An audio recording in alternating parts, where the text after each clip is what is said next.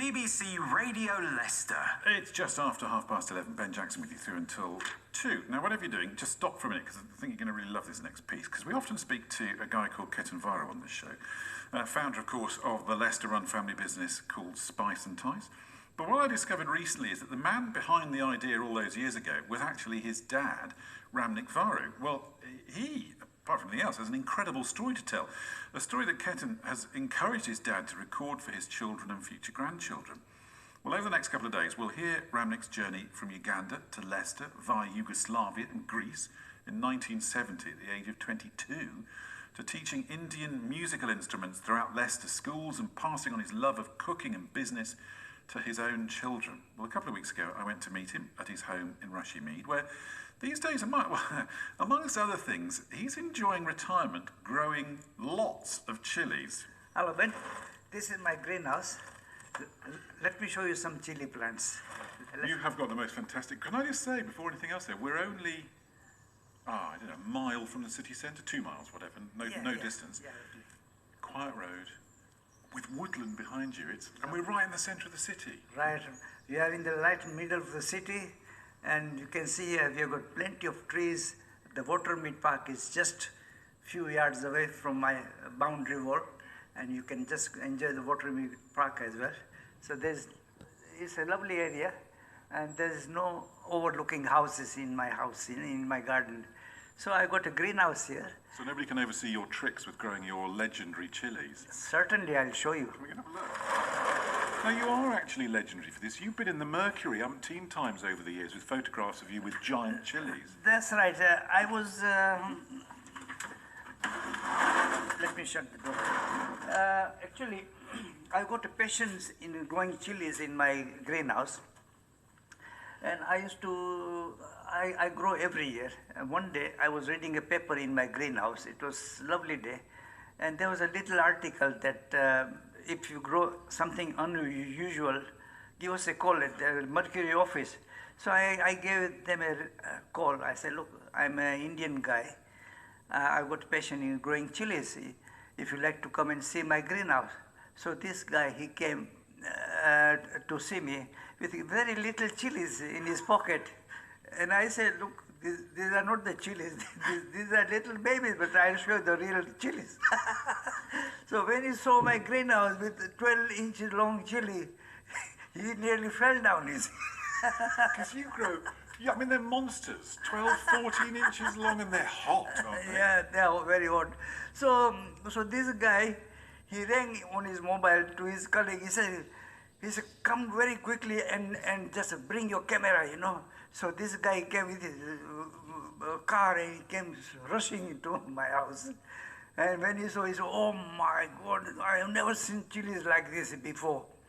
So he started taking pictures of my chilies and he says, can you get your measure tape and let's see how long they are. So I measured the chilies, nearly 14-inch long chili, and then he took picture, and the next thing I saw, it was me in the paper.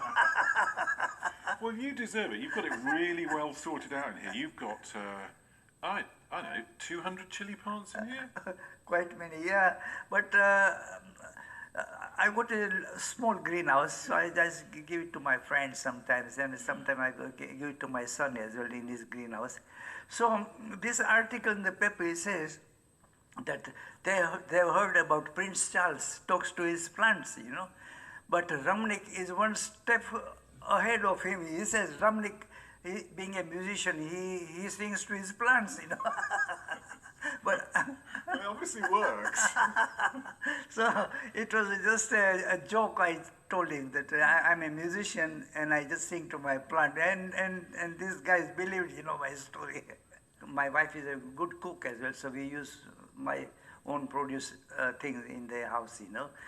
Now, we've just spent an hour or so chatting about your life story, I suppose, and I know we've only scratched the surface of it, but you've been recording these and putting them on YouTube for your grandchildren so that they know what you went to get to here with your lovely greenhouse, 2 chairs for you and your wife Manjula. You sit here, you read the paper, you talk about the day, you grow your chilies, but you know, back in the late 60s, early 70s, you lost your home almost overnight. Exactly. I'll tell my story. I was a teacher in Uganda, and I had British passport, but the status in my passport was British protected person. That means I was not eligible to go to England and settle down. It was just barely a traveling document. So at the time of Idi Amin, there was a policy that all non-Ugandans, their jobs would be terminated. So I was among them. One of my Bursa friend, he told me that, Ramnik, your job is in stake, he says. And he showed me the document that all the non-Ugandans will have to be terminated. So I was really worried because I was the only bread earner in the family. And I had a father who was very old. My wife, my brother, and I had only girl, first girl, 10-day-old. So I had to leave Uganda. But before leaving Uganda, I applied to British High Commission to give me visas. They refused. They said, I'm not eligible. So I applied to Indian High Commission to give me a visa to go to India. They also refused, he said, because I held a British passport, so they can't give me. Yeah. Then obviously Uganda, they didn't want me at all. But I had heard lots of stories about people going to UK without visa, but finally they were admitted to England somehow, with obviously penalty to pay.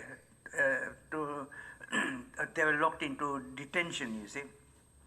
So I said, I won't mind that if even they put me in jail, I won't mind. So I decided to go to England without visa. So 5 of us, my friends, we decided we should go together as a group so we can help each other out. So we flew from Entebbe airport to go to Sofia in Bulgaria, because that was the route. We heard that people who flew from Entebbe to Sofia, and from Sofia there was somebody trying to arrange our route to go to England. So we had that in our mind. So we flew to Sofia. But we went to Sofia. They refused entry to land in Sofia because British government had already told all the countries in European countries not to allow any Ugandan Asians to pass through their ports, So they were refusing. So they sent us back to Uganda. But in Uganda, they didn't admit us because we had our entries, crossed in our in a passport. So we were burdened on the airline, you see. So airline was trying to get us somewhere, so that they can be free. So they took us to Athens this time, in Greece. So Athens refused us entry. Now we were in a problem, you see, and even the airlines were in problem because we were their responsibility. So Italian Airways, they took us from Athens to Heathrow Airport. So we were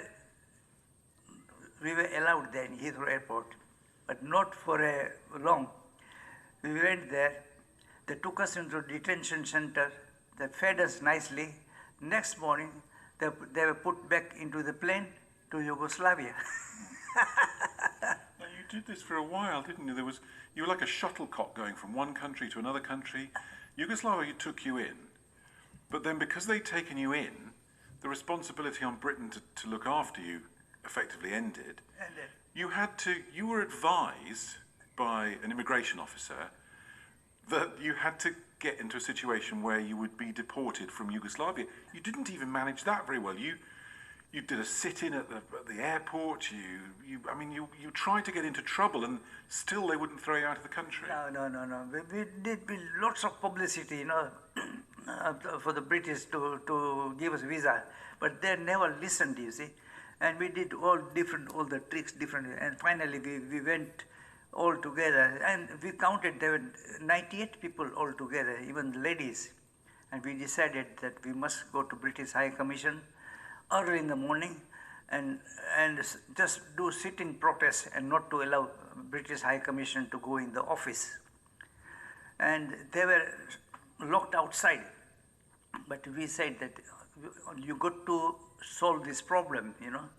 And then finally the High Commission, we let him in the embassy, and then he sorted our accommodation, because we were sleeping rough in the parks, you know, sleeping rough without food, and it was cold, and we were dirty. And so finally British High Commission embassy, they vacated about 5 garages, car garages. They painted nicely, put some mattresses, and then we were sleeping rough, and they accommodated in the embassy ground. One for the ladies, and one garage for the luggage, and the rest for the mail.